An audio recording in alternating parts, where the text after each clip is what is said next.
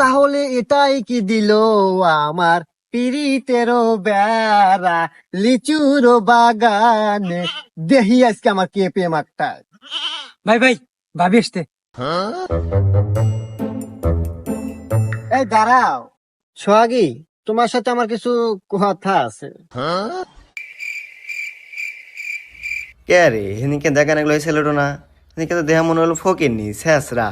আজকে আবার দেখতেছে হাতে আইফোন, আবার মোটর সাইকেল, তাহলে তো মনে হয় কোটিপতি। তাহলে তো এলা কথা কওয়াই যায়। ও কথা আছে, কথা তো বলাই যায়, কিন্তু বুঝতে পারছি। এই তোরা একটু যা তো এখান থেকে, যা। এই নু। আচ্ছা তুমি এদিকে আসো।